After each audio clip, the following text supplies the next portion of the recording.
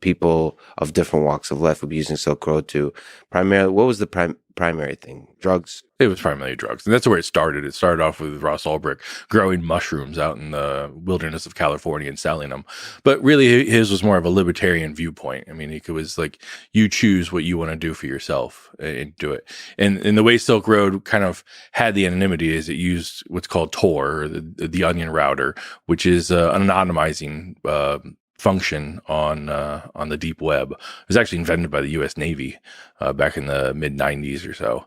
But it also used cryptocurrency. So it was the first time like we saw this birth on the internet of mixing cryptocurrency and an IP blocking software. So, in cybercrime, you go after one, the IP address and trace it through the network, or two, you go after the cache. And this one kind of blocked both. Cache meaning the flow of money, physical or digital.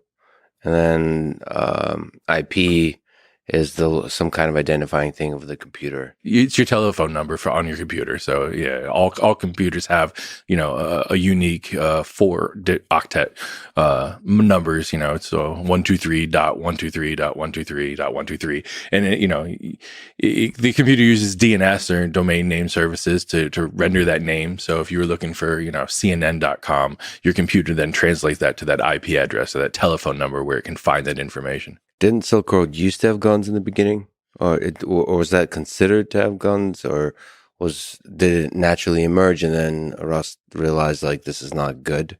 It went back and forth. I think there were guns on there, and he tried to police it.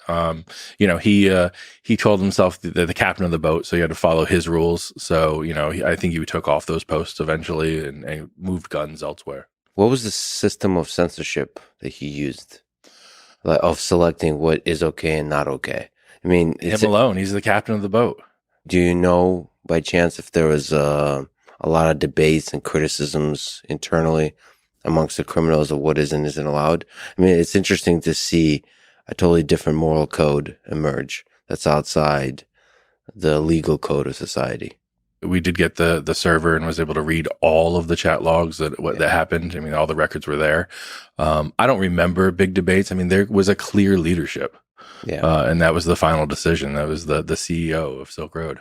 And so primarily it was drugs, and primarily out of an ideology of freedom, which is if you want to use drugs, you should be able to use drugs. You should put in your body what you want to put in your body.